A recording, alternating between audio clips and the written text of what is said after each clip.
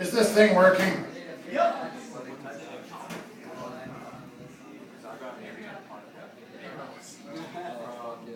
Well, it's not often I get out for rock and roll music. That was quite good there. That group. It was a big groan. Big groan. And coming up next, I think we have the Big Cuffs. I'm sorry, the Big Fucks.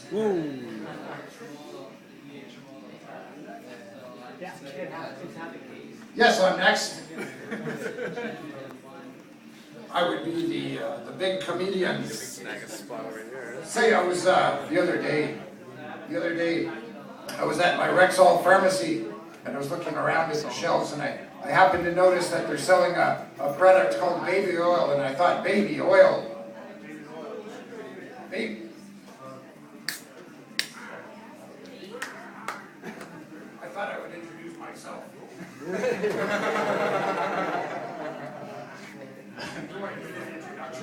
Okay, so thanks for coming, everybody.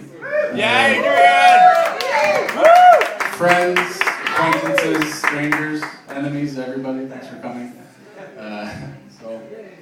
I'll introduce our next act here. His name is Ian McPherson, and I hope you all got your seatbelts fastened tight, because this is one of the hippest comedians in town. You guys wait and see. Enjoy Ian McPherson, everybody.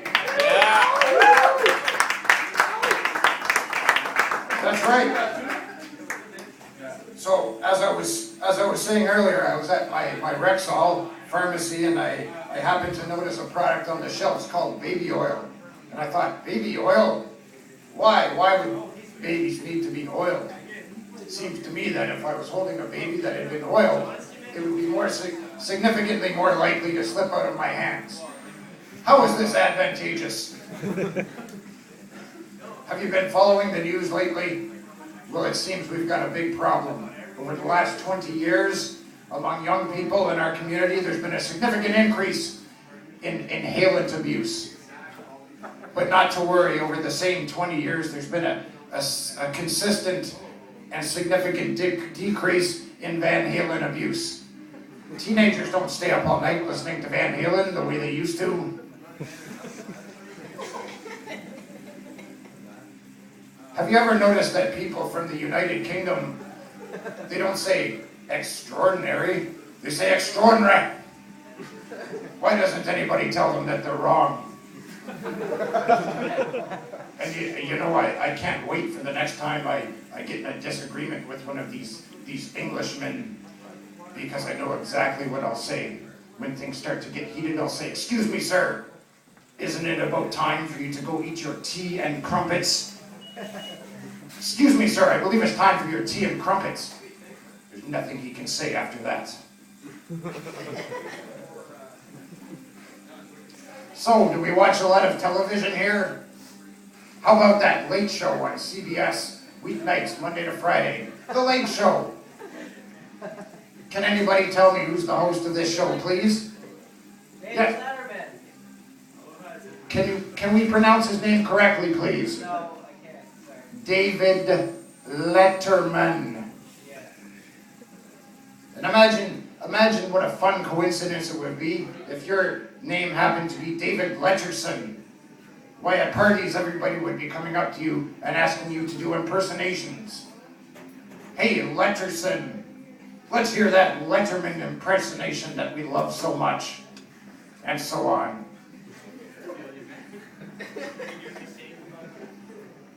While we're on the subject of television, this is going back a few years, but does anybody remember the old Phil Donahue show? Phil Donahue. I'm not old, somebody remembers this. Phil. Yeah. Fine, I'll just do the impersonation then.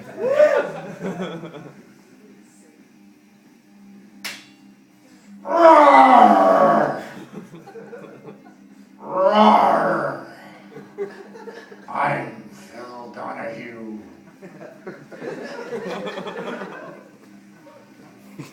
Say, who remembers that old classic Disney movie, The Lion King? And who can forget the accompanying soundtrack to that movie by Sir Elton John? Wasn't it unforgettable? But you know, what always amuses me is that song from that soundtrack, The Circle of Life by Elton John. Because in real life, Mr. John will not even be participating in the circle of life because he's a homosexual.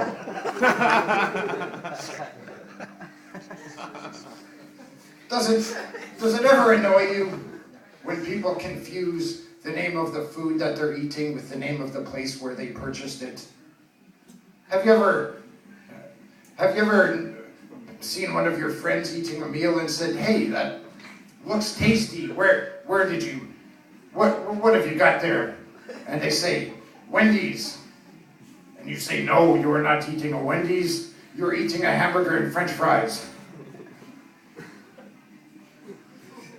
Speaking of food, while we're on the subject of food, I don't know if anybody's been out to try this latest Ottawa sensation. It seems to be sweeping all across the city, known as the shawarma. Has anybody heard of this? Yeah. Shawarma. Well, I decided to try one last week, and I didn't quite know what I was in for, but I walked into the place and I said, "Yes, I'll try one of those." And the gentleman started making it for me. But then there was a noise in the back room, and he needed to go see to it, to tend to something in the back. Well, my shawarma was not quite made yet. And then he came back and resumed making it, and all of a sudden the phone rang. And he answered the phone.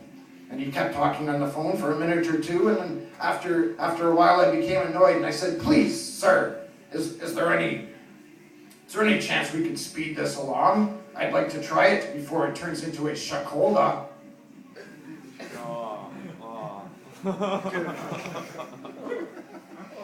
Anyway, I'd like to conclude tonight's performance with a joke, if you don't mind. A piece of string walks into a bar, and he says, "Excuse me, barkeep, I'd like a beer." And the bartender says, "No, we don't serve pieces of string in this bar." So what can he do? He leaves. But he's got to get that beer, so he goes and he tries to disguise himself by jumping in a mud puddle. And he gets himself all filthy, changes colors, comes back into the bar, and he says, "May I have a beer, please?" And the barkeep says, "No, we don't serve pieces of string." All frustrated, the piece of string leaves and decides, well, I've got to work harder to disguise myself. So he goes and roughs himself up a bit. He goes and gets in a fight with a truck driver. He goes tumbling down a mountain. He plays hopscotch with some children, gets himself all discombobulated and twisted around. Finally, he comes back into the bar after all this activity, and he says, "I'd like a beer, please." And the bartender says, "You're still just a piece of string." And this piece of string says, "No, I'm not." "Yes, you are."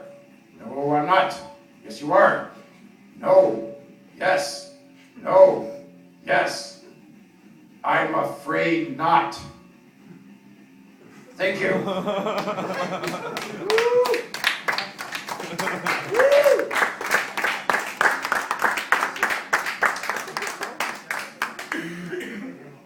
Ian McPherson, everybody. Give him a hand. Very nice. Very nice. All right, thanks, guys. We're going to get my band